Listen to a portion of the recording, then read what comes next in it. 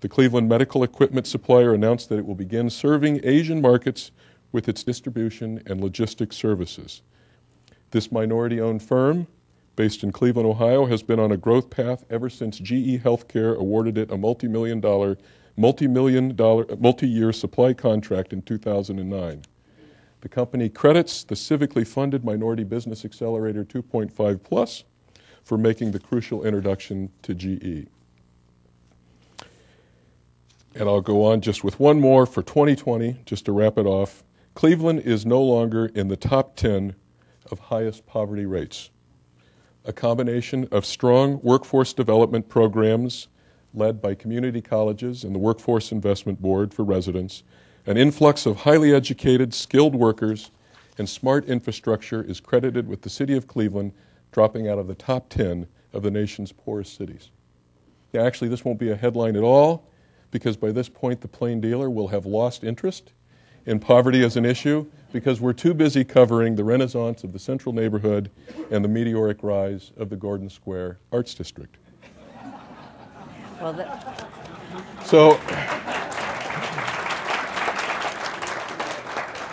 So will all these headlines come true? I don't know. Well, but I think they might.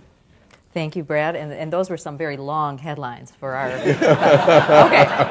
I'm a consultant, not a journalist. So, Tom, let me just ask you to now. Coming off of these headlines, which were all very positive, looking forward. What do you think, Team NEO can do to try to achieve some of those headlines? Absolutely. Thank you, Susan, and thank you to the City Club for inviting us all here today. It is an honor for sure.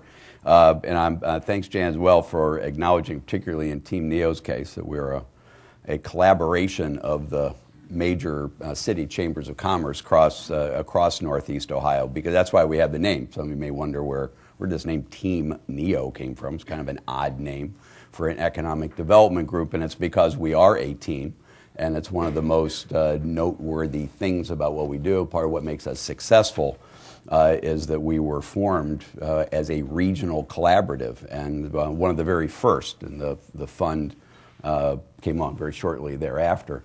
I want to comment on a couple of particular areas as industries. What we do as Team NEO is to go outside of Ohio to attract business.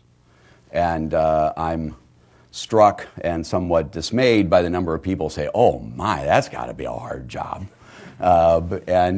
Sure, attracting business anywhere is not easy because we have a lot of very good competition in this country for those businesses that are growing. But in fact, we have a lot to sell and a lot to attract people here. And we do that with our team. I think when I look at this foresight, the forward look for 2020, the things that are going to go on in the next decade largely have their beginning today. I mean, the foundation day. They even go into the past decade, and three themes come to mind as thematic, which I think you'll all recognize as things that are already underway, but I think they're going to be stronger and accelerate. And that is that by 2020 we will be more educated. We'll be more global, and we will be more collaborative. This past decade showed progress on all of those. Maybe on all of them, maybe collaborative across the region is the most striking. The number of things that are happening here where we just take as a given that we should do things together and do things across the region and cross organizations. We're doing that so much more than we have in the past, and I think that trend, it's paying off, and so the trend is only going to accelerate. From a business standpoint, as we do our job of what do we have to sell, what do we focus on, what do we really have to offer, there are a couple areas that particularly stand out, and again, they have a foundation. We wouldn't be doing it if we already didn't have a base. The first one is no surprise. It's the biotechnology area.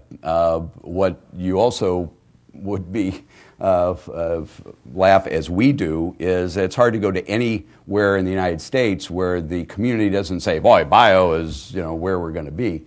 Well, that may be true about health care, because we are expanding rapidly in health care everywhere in the country. But biotechnology business is not necessarily strong everywhere. We have a good base for that, a base that's growing rapidly, which we've documented in some of our Team NEO reports. And clearly, as we look at 10 years from now, I would expect that our biotechnology business base is going to be growing even faster than our healthcare base, which certainly will be growing as well. Key areas such as medical imaging, and not many people realize, because it's maybe we don't see the facilities, don't see the manufacturing, that we really are the center for medical imaging technology in the United States. The academic programs at Case Western Reserve are a big contributor to that. But the imaging devices that we happen to use when we're in the hospital very much are located here. Orthopedics is a key area. Akron is seizing upon that as a focus to combine with its materials technology. And of course, cardiovascular technology, there's no place in the world that has the base that we do. And we will do more and more business built around that. Neo-UCOM has just not too long ago started the first class of pharmacists in Northeast Ohio. And as Team NEO, frankly, we've actually run into some limitations a couple of times attracting companies here who want to hire pharmacists in their work, and we don't have a supply of those. Well, we're about to have one of those. All those will feed. The other area, not surprisingly, is the whole field of alternative energy, and this builds off of our manufacturing base. But we all read all the time about the opportunities in wind energy. Perhaps someday we will see a wind farm in the lake. But when you step back, think about it, all right, wind is very sexy these days, very popular. But fact is, it's just a big, bloody piece of equipment.